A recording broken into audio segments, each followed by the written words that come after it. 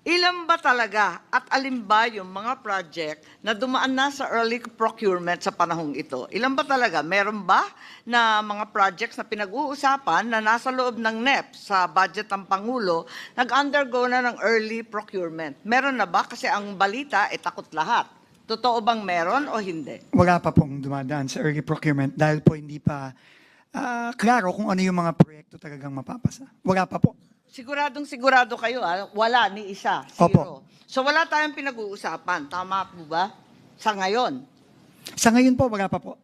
So, ang ibig sabihin niyan, dati-rati talagang hinahabol yung early procurement ng October para hindi ma-delay ang project kasi aabutan talaga ng tag-ulan. Hindi ba? Tama po yun. O kung ganon, mag-a-adjust ka ng lahat ng ABC, sigurado na madidelay. Totoo po yan, Madam Chair. So, ang hinaharap natin, talagang madidelay. Opo, dahil po na-delay ang early procurement, marami pong mga proyekto for 2026 na madidelay. Sigurado so, po ang yan. hinaharap natin, talagang malungkot ang first and second and even third quarter, aabutin ng ulan. Yung tamang projection lang, kasi nag-expect ng tao, dadagdagan, papabalik mo. Pagkatapos, madidelay rin pala. Ano naman ang bisa nun? Para kay pa? Ang bisa po noon, matutuloy pa rin po yung mga proyekto, Madam Chair. Madidelay lang nga po dahil extraordinaryo po itong panahon natin, Madam Chair.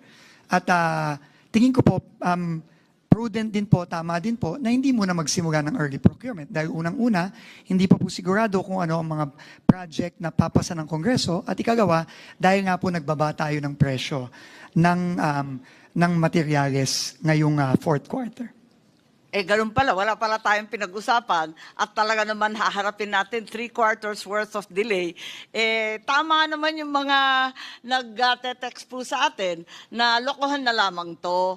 I truly resent the fact that the BICAM is being hostaged by the Secretary of the Department of Public Works and Highways. At kung tunay na wala kayong tiwala sa sino mang district engineer, hindi po ako abogado ng Public Works, dapat tanggalin na lang ninyo lahat kasi pinapadagdagan mo yung budget, tapos yung mga mag-i-implement, wala kang tiwala, ano naman kami? Susunod sa iyo na kayo mismo walang tiwala sa isa't isa? Tama ba yun? Yun lang po. Salamat po if I may just respond to that po, ma'am. Unang-una po, hindi po pwedeng huminto ang trabaho sa DPWH. Napaka-importante po ng ginagawa ng DPWH.